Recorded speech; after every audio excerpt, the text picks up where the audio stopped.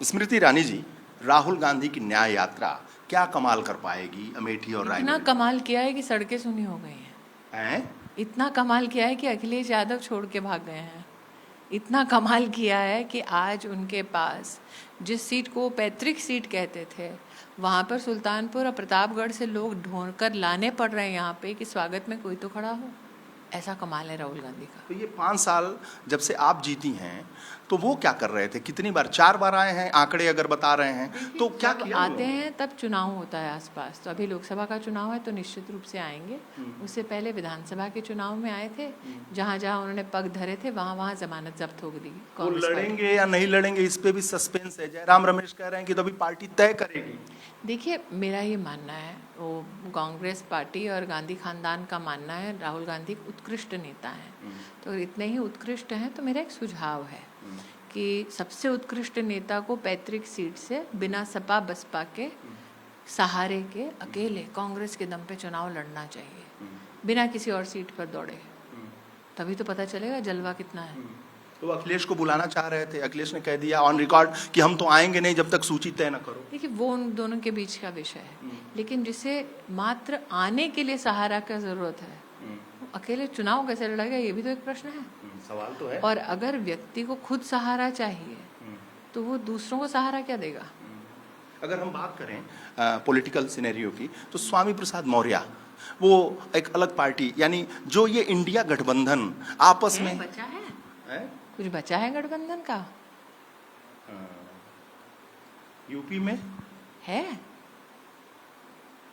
जब आपस में ही लड़ रहे हैं, सूची खेल रहे हैं। देखिए, ऐसा है, गठबंधन को भी अगर लगता कि राहुल गांधी में काबिलियत है तो क्या गठबंधन का नेता राहुल गांधी को वो डिक्लेयर नहीं कर देते? तो जो व्यक्ति अपनी गठबंधन को स्वीकार नहीं है नेता के रूप में, उसको जनता स्वीकार करेगी। तो ये सूची क्या खेल रही, क्या है? उनकी मर्जी भाई साहब। मैं तो भाजपा की कार्यकर्ता हूँ, इसलिए मेरे नेता ने मेरे लिए लक्ष्य स्थापित कर दिया है कि अब की बार मोदी सरकार और 400 पार। और यहाँ 80 का 80। आप देखिए ना, जो पधारे हैं उनको सुनी सड़कें क्या बोल रही हैं चीख चीख के कि 80 का 80। रायबरेली अमेठी दोनों जीत जाएंगे क्या आप लोग?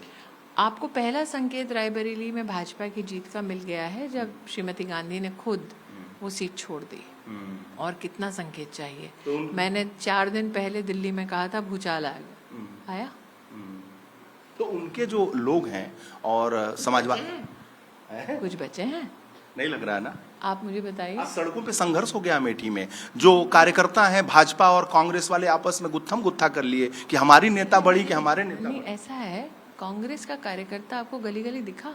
आप तो सुबह से घूम रहे हैं। और एबीपी का तो ऐसा नहीं है कि कोई पैतृक नाता हो भारतीय जनता पार्टी का। इनफैक्ट अगर सबसे तीखी बात कोई मेरी पार्टी के खिलाफ करता है तो वो आप ही करते हैं। तो आप तो आज खुद चश्मदीद गवाह हैं कि जो 50 साल से आपका साम्राज्य रहा, वहाँ पर आप 5000 लोग क्या 50 लोग भी अमेठी के जोड़ नहीं पाए।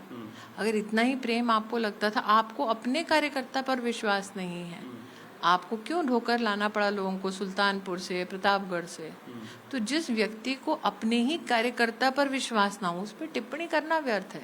तो समाजवादी पार्टी मुख्य विपक्षी पार्टी, उस पर भी बात हो जाए, उसको भी तो छोड़ के लोग इस्तीफा दे के भाग रहे हैं। स्वामी प्रसाद मौर्य अलग हो गए। देखिए, मैं दोबारा कहती हूँ, समाजवादी पार्टी हो, मायावती जी की पार्टी हो या कांग्रेस पार्टी हो, मैं अमेठी के संदर्भ में इतना ही कह सकती हूँ, यहाँ पे अगर राहुल गांधी की काबिलियत पर इतना नाज है कांग्रेस के नेतृत्व को, तो बिना किसी के सहारे के अकेले कांग्रेस के टिकट पे चुनाव लड़वा कर देख लो।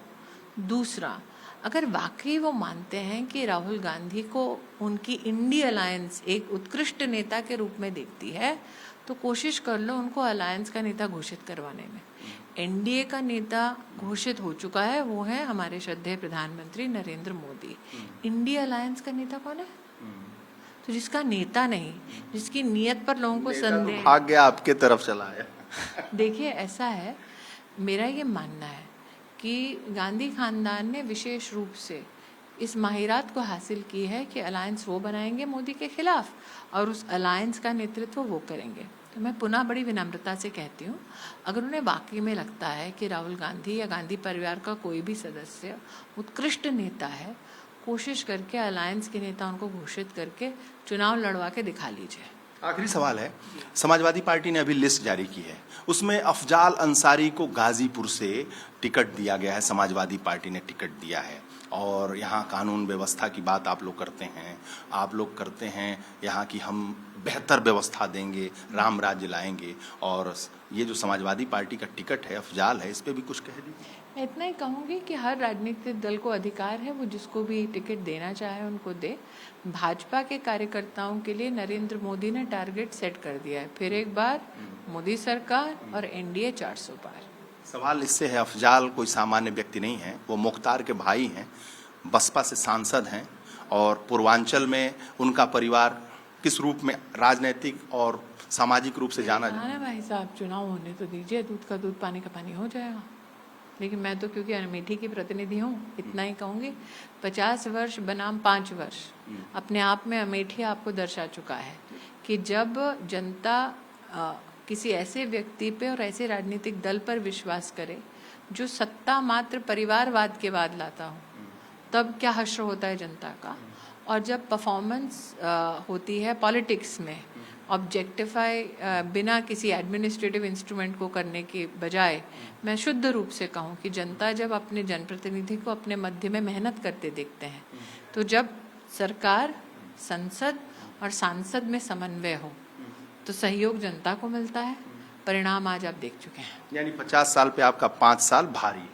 आप देख चुके हैं, सुनी सड़कें आपको क्या कह रही हैं कि 2019 में राहुल ने अमेठी छोड़ा, आज अमेठी ने राहुल को छोड़ दिया।